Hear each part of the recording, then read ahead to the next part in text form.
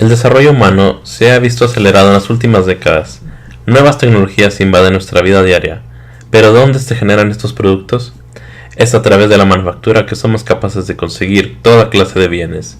Es importante entonces conocer sobre ella y cómo transforma los recursos en los productos que necesitamos. La manufactura puede describirse como todo aquel proceso que transforma algún material, generalmente para darle valor económico, hasta llegar a un producto o bien final. El sector secundario de la economía está dominado por la manufactura, y tan solo en el estado de Chihuahua, el 44% de la fuerza laboral trabaja en alguna industria de este sector. La manufactura actualmente se basa en el procesamiento de recursos y el ensamble de componentes para la fabricación de productos. Ambos métodos se pueden complementar y formar una serie de pasos hasta llegar al producto final. Mientras el procesamiento se encarga de la transformación de bienes en otros, el ensamble se dedica a la unión de estos para formar nuevos. El procesamiento incluye diferentes procesos de manipulación de la materia, entre los que están la limpieza y el tratamiento de superficies, las deformaciones, cortes y troquelados, y las fundiciones y el moldeo, así como otros. Todos estos procesos transforman el material en algo nuevo, o le agrega o quita ciertas características. El ensamble, por su parte, no transforma la materia, sino que une una o más partes. Esto ocurre por distintos métodos, entre los que están la unión por adhesivos como el pegamento, el uso de tornillos, clavos u otras formas de sujeción, la unión por soldaduras o incluso la unión de componentes sin equipo especializado, como las geometrías específicas para ensamble de componentes. Ambas formas de manufactura requieren de materiales como el ingrediente esencial, y para saber qué materiales utilizar y qué procesos aplicarles, es conveniente conocer al menos las características generales de los materiales para la manufactura. Uno de los tipos de material más usados, incluso desde antes de que existieran las primeras civilizaciones, son los metales. Los metales son materiales generalmente resistentes y muy buenos conductores eléctricos y térmicos, además de que son dúctiles y maleables. Otro punto importante es que los metales pueden aliarse con otros metales y materiales para obtener características o mejoras adicionales. Sin duda, la aleación más representativa es el acero. Esta es una aleación que contiene en su mayoría hierro, con una pequeña cantidad de carbono. Puede contener otros materiales. Según la cantidad de carbono presente, así como las transformaciones térmicas que sufre el acero, este puede convertirse en diferentes tipos, tales como la austenita, la ferrita, la cementita y otros. Sus características varían. Por ejemplo, la ferrita es más maleable que la cementita, pero esta última es más dura y quebradiza. Los aceros comercialmente se suelen dividir en los grupos siguientes. Los aceros al carbono tienen principalmente hierro y carbono y muy poco de otros elementos. Conforme se incrementa la proporción de carbono, se incrementa la resistencia del acero. Su designación IC empieza con 10, que significa que es un acero al carbono, y con dos dígitos adicionales que indica el porcentaje de carbono en centésimos. Estos aceros se usan para partes ligeras en automóviles, rieles, componentes de maquinaria, resortes, navajas y otros más. Los aceros de baja aleación contienen elementos adicionales en un 5% de su peso. Algunos ejemplos son el cromo, que mejora su dureza, el manganeso, que a altas temperaturas mantiene alta dureza, el molibdeno aumenta la resistencia al desgaste, el níquel mejora la resistencia a la corrosión, y el vanadio evita el crecimiento del grano del acero durante procesos térmicos. Sus aplicaciones son muy variadas, desde artículos de cocina hasta partes de aeroturbinas. Los aceros de grado de herramienta son aceros especiales que son usados para hacer herramientas, y para ello requieren de alta resistencia al desgaste, alta dureza, resistencia a las altas temperaturas y tenacidad. Para clasificarlos, la designación IC utiliza prefijos que indican la aplicación preferente del acero. Los hierros de fundición contienen entre el 2 y 4% de carbono, con una proporción adicional de silicio, y son perfectos para fundiciones. Suelen dividirse en fundición gris, que se caracteriza por un buen amortiguamiento de vibraciones y características propias de lubricación. El hierro dúctil, usado para aplicaciones donde se requiere alta resistencia al desgaste. La fundición blanca, el cual es quebradizo, duro y resistente al desgaste, y el hierro maleable, usado en componentes de máquinas y uniones de tuberías. Pasando a los metales y aleaciones no ferrosos, tenemos el aluminio. Este material es relativamente ligero y muy abundante. Además tiene alta conductividad térmica y eléctrica, y una excelente resistencia a la corrosión gracias a que se forma en su superficie una delgada capa de óxido que le protege de agentes corrosivos. Aún es utilizado en aeronaves por su buena relación resistencia-peso. El magnesio es el metal estructural más ligero. Es fácil de maquinar, aunque también es flamable y se oxida fácilmente. Aliado y tratado tiene buena resistencia y bajo peso. Es por ello que suele ser usado en aplicaciones aeroespaciales. El cobre es un material con muy alta conductividad térmica y eléctrica. Suele ser usado para instalaciones eléctricas y aplicaciones similares. En aleación con latón se obtiene bronce, una de las aleaciones más antiguas.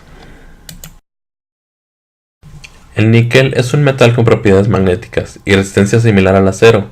Su característica principal es su alta resistencia a la corrosión. El titanio es un material relativamente ligero y muy resistente. Es también muy costoso de producir por la complejidad del método de obtención. Es por ello que su aplicación debe ser justificada, como en turbinas de aeronaves, donde es necesaria una muy alta resistencia con un peso muy ligero. Finalmente, entre los metales hay que hacer especial mención de las superaleaciones. Estos materiales son aleaciones diseñadas para requerimientos muy específicos, como alta resistencia y tenacidad de resistencia a la corrosión para muy altas temperaturas, alrededor de los 1100 grados Celsius. Según su constituyente principal, se dividen en superaleaciones a base de hierro, de níquel o cobalto. El siguiente grupo de materiales importantes son los cerámicos. Estos materiales inorgánicos son generalmente buenos aislantes y tienen considerable resistencia, sin embargo, suelen ser muy frágiles. Algunos pueden ser usados incluso para herramientas.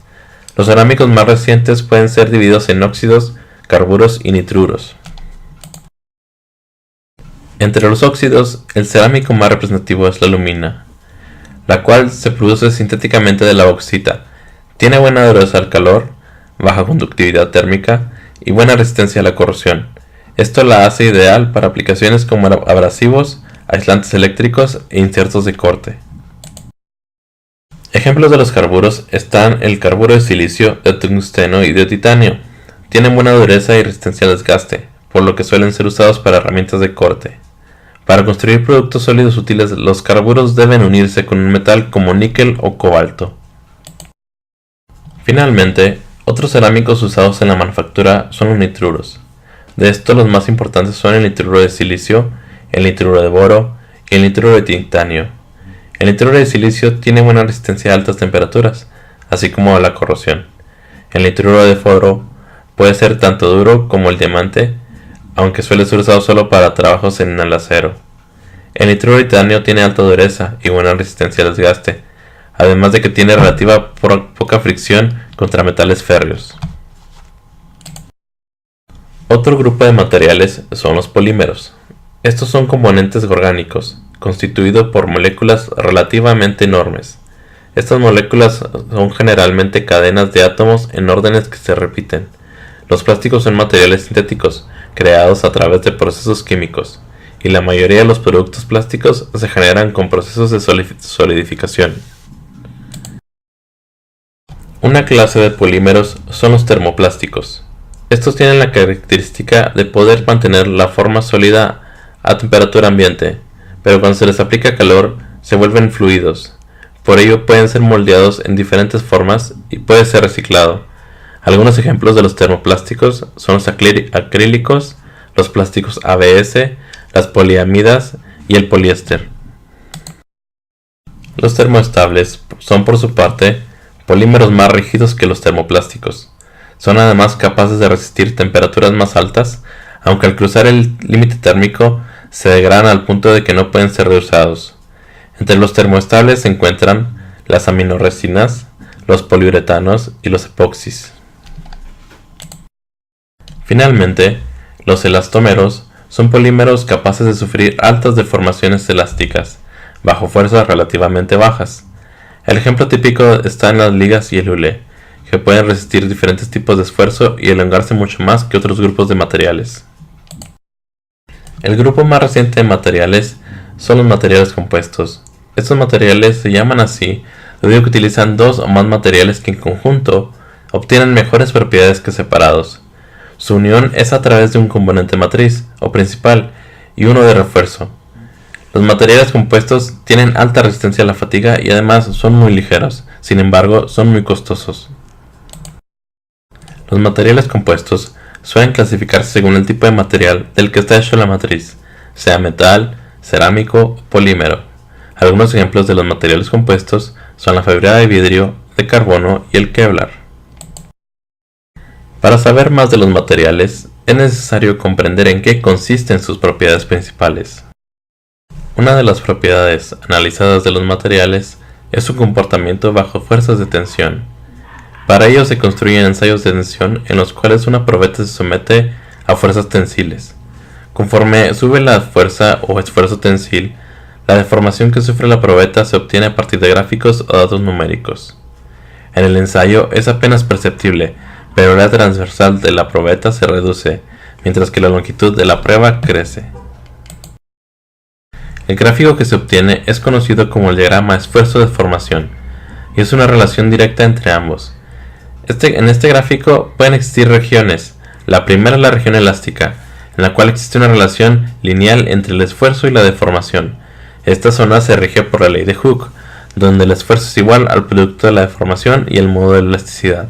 Este módulo es una constante diferente para cada material. Pasando a la región plástica, la probeta se sigue deformando de manera no lineal, y el material ya no vuelve a su longitud inicial al relajarse. El punto más alto de la curva representa el esfuerzo máximo, mientras que en el punto final de la curva, este es representado el punto de fractura de la probeta. Cada material se comporta distinto, pero las regiones suelen apreciarse de distintas magnitudes. Otro tipo de prueba son los ensayos de compresión. En estos ensayos, a los materiales se les aplican fuerzas de compresión. Generalmente se utiliza con materiales cerámicos, en los cuales su comportamiento es mayormente elástico, ya que al ser frágiles, una vez llegando al límite elástico, el material se fractura. Otras pruebas similares son el ensayo de flexión y el ensayo de corte. En el primero, a los materiales se les aplica presión en 3 puntos de una viga probeta. Se miden los esfuerzos y se observa la manera en la que se forma la viga.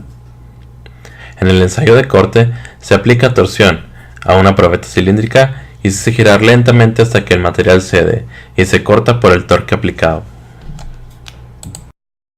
La dureza es la resistencia de los materiales a la penetración, sean rayaduras o abolladuras.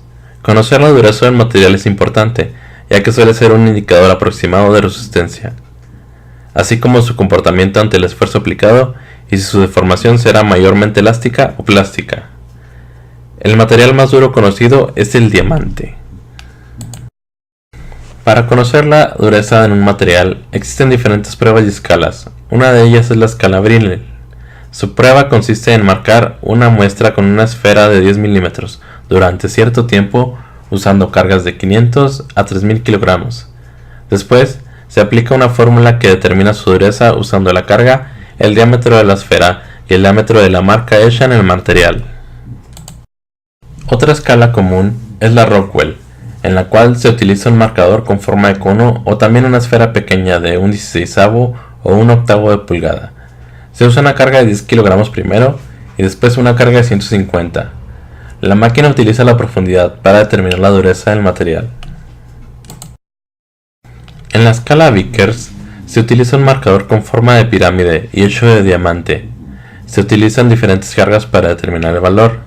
Según la carga y la diagonal creada por el marcador en el material, se utiliza una fórmula para obtener la dureza en esta escala.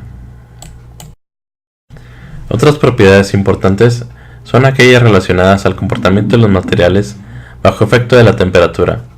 Una de ellas es la expansión térmica, lo cual describe el crecimiento lineal, superficial o volumétrico de un material cuando su temperatura se incrementa.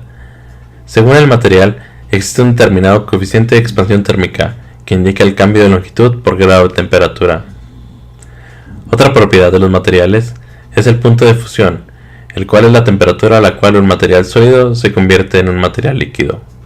Cuando existe una etapa de transición entre estas dos fases, se le conoce el estado como solidus. El calor específico se describe como la cantidad de energía calórica que se necesita para incrementar la temperatura de una unidad de masa por 1 grado de temperatura. Es distinto para cada material y determina cuánto calor se tiene que aplicar para que un material alcance cierta temperatura según su masa. La conductividad térmica, por otra parte, indica la facilidad con la que se transfiere el calor a través de las moléculas de un material. Esto se indica a través del coeficiente de conductividad térmica y suele ser alto en metales y muy bajo en cerámicos y plásticos. Con esto concluimos esta pequeña introducción al mundo de la manufactura. Hemos visto que la manufactura incluye todo proceso que transforma un material en algo de valor, séase cualquier tipo de material. Es importante que el ingeniero conozca la gama de materiales existente e investigar sabiamente aquellas características que le incumban a su proyecto. Gracias por acompañarnos a través de este video educativo. Que tengan un excelente día. Hasta pronto.